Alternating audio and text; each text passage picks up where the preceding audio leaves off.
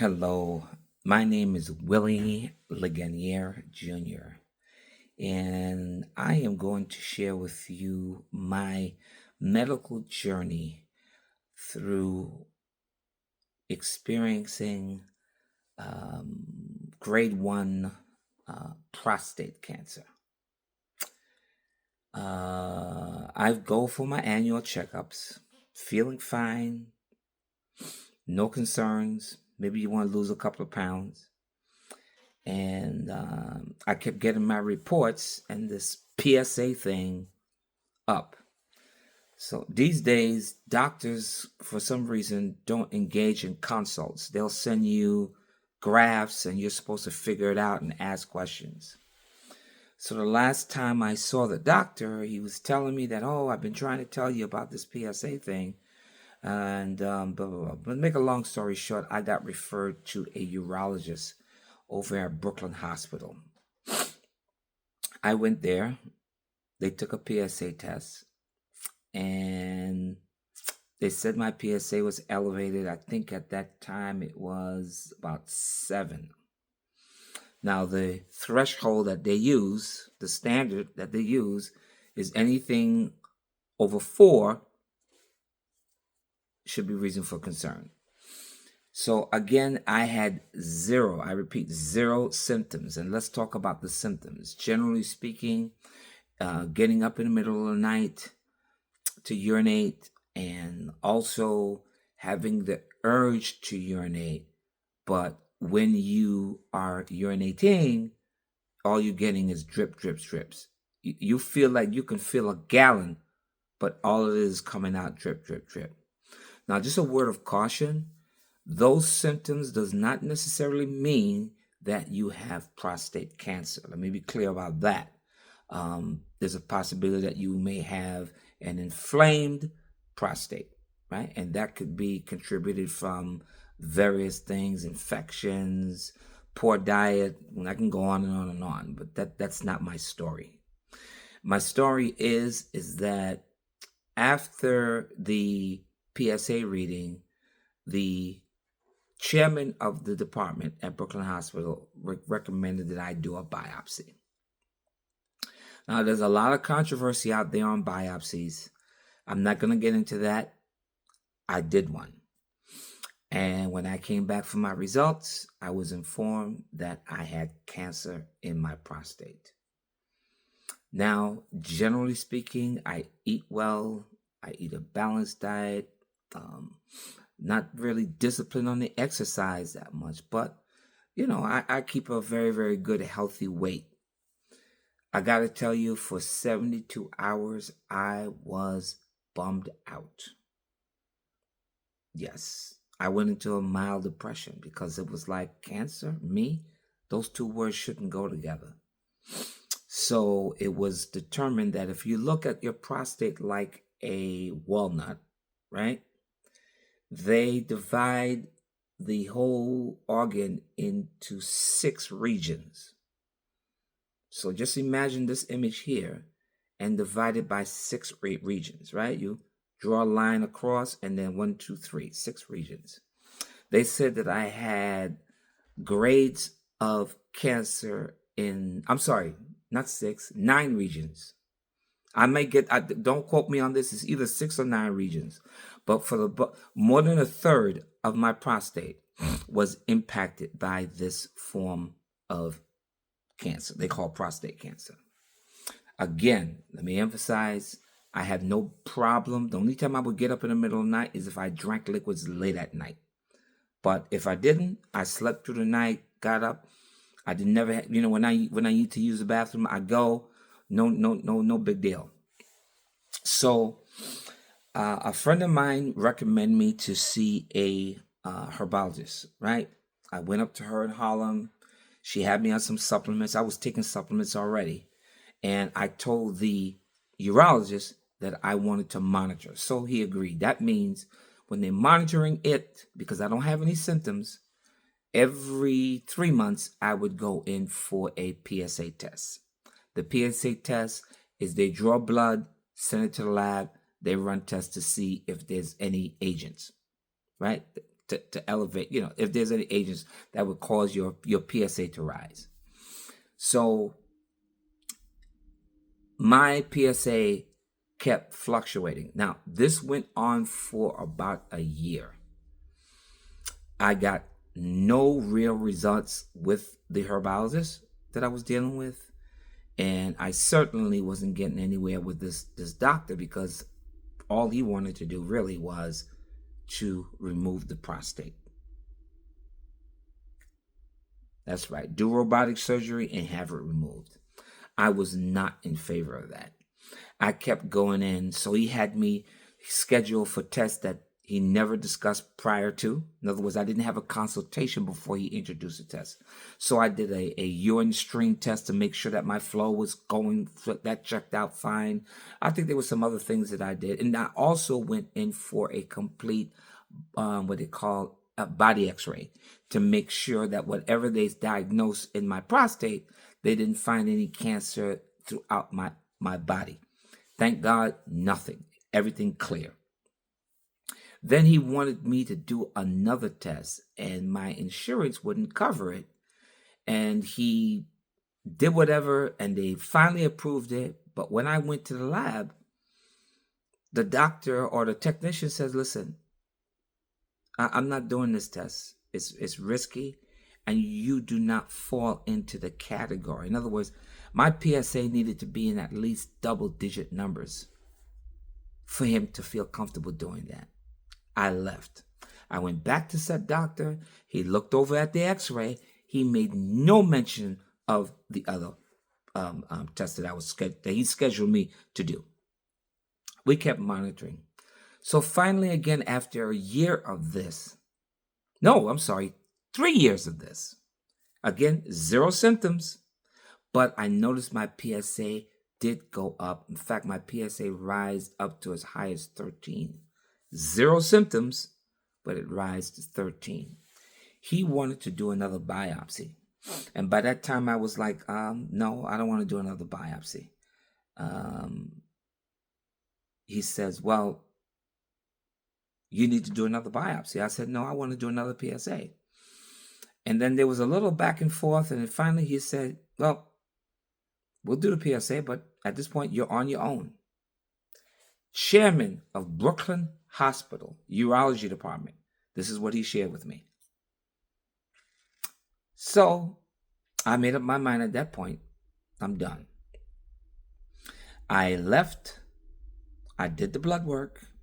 And then when I was on the following day looking for the results, I didn't see anything. I gave it another 24 hours. I still didn't see anything. I saw the urine. Urine came back clear, but no PSA. He called me. I didn't answer the phone.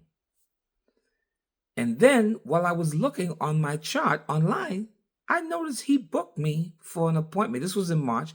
He booked me for a follow-up appointment in June. And I'm like, why would you do that if you told me I'm on my own? I called the office. I told him to cancel it. And I was done. I never went back. So then, I was doing my own thing, monitoring myself. And finally, a friend of mine told me that I should go to Sloan Kettering. And I looked it up, and the head person over there, apparently he's a well renowned for what he does. And the thing that attracted me to him is that he was supposed to be what is called a minimalist, meaning that he is not one, at least this is how I interpret it, to jump the gun and want to cut you.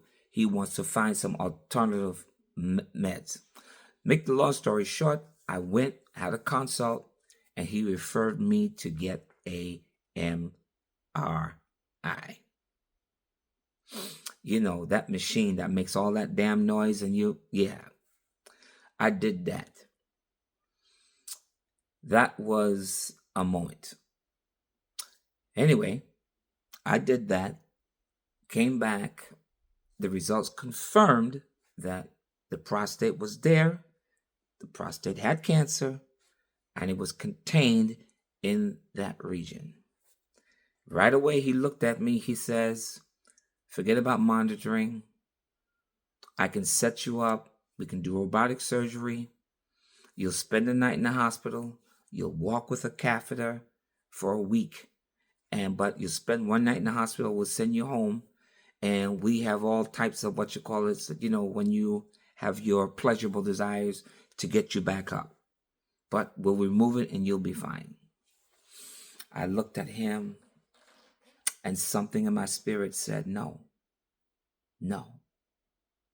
I did not feel that the robotic procedure was for me. And here's what was in my mind. The same way you see me now is who I was 3 years ago, 2 years ago, last year, and here I am making this video, finally telling this story. It made no sense for me to endure surgery, have to recuperate from the stitches, had to relearn how to use my anatomy, and I had no symptoms. Now, before you go and call me crazy, I know many men, not personally, but I've heard many men who have ceased living because of prostate cancer. I can assure you, I'm well aware of it. But I listen to my spirit. I listen to my body. And after I said no to that, a dear friend called me. Her husband told me about a doctor in Manhattan, Dr. Letterman, on Broadway and 38th Street. I called. They told me to come on in. And I had the consult. And one of the things that he told me was, cancer is like this. Imagine you got a nice cake, birthday cake, and I gave you the sharpest knife ever known to man. At the end of you slicing and sharing that cake, no cake is there, but there are crumbs. That's their view on the robotic thing. Their option was a lot simpler, less evasive, and I opted for it. What are we talking about? I did 25 treatments of radiation every day, Monday through Friday, for the entire month of May, give or take May. And on June 5th of 2025, I got the seed implants. It was ambulatory. My wife had to be present because I'm gone. They put you under anesthesia. They put 91 seeds in my prostate. And I went home that same day. I took the train home. I felt a little discomfort like towards the evening, but I slept and I was good. They set you up on a mold. This is all part of the prep. They created this mold that I laid on that would just keep my body centered for the machine. And this big machine would come over you. You'd be laying down in the bed and it would just come over on you like this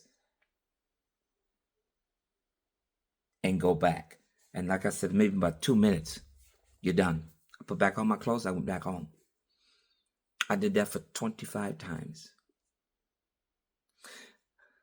Not only did I not have to walk around with a catheter for a week, there's no penis shrinkage in this procedure. Because think about it. Your prostate is part of your body. When they remove it, what do you think they're attaching back? So when they're attaching, they take this out, got to go back this way. No, I am not a medical doctor. Didn't go to med school. But this is my experience. And no medical education can take that away from me. So just so you know, in 2025, this was done in June 5th. By July 22nd, I was on a cruise for 8 days. Later that year, I went to Costa Rica for 7 days. And the part of Costa Rica that I went to, we were all the way out in the residential area. So each time we got in a vehicle, the ride was at least minimum 45 minutes. In fact, the first day that we got there, we got caught up in traffic coming from the airport. The ride was 5 hours from the airport. It took us 8 hours. There was a stop, but the traffic was that bad. I only went to the bathroom once. So I say this to say to you, ladies, in particular, gentlemen, stop ignoring your body. Stop letting your pride interfere with your life. Not only should you get checked up, you need to get checked out. Now, the good news is you don't need 12 years to learn how your body works, to learn how to take better care of your body. Because taking care of your body doesn't require a robot, doesn't require a scalpel, doesn't require stitches, doesn't require anesthesia. It requires your willingness to preserve what God has given you. Plain and simple. That's what I did. And that's why I'm able to make this video. I'm sure there's things that I probably missed in my communication here, but I think the bulk of what I'm saying is universal and is pertinent to you. You have got to take better care of yourself. Too many of us are leaving this planet too fast, too young. We're dying from treatable diseases. Am I saying that the removal of a prostate is unnecessary? No, I am not. What I'm saying here is if you know your body, you can determine your own medical outcome. And you don't have to put your life in the hands of a doctor who's going to get paid whether you survive, whether you have a quality of life or not. That's what I'm saying. So if you can get this message, if you can hang on long enough to fight for your life, you deserve it. You've earned it. So why not? Listen, we're all going to die one day. But as long as we are living on this planet, why can't you have a quality wife? Why can't you have a quality life? Why can't you have a quality life? That's all I got for you. If you have questions, please, I'm an open book. I have no problems answering them to the best of my ability. And if it's something beyond my reach, I can probably point you in what direction you should go. Peace.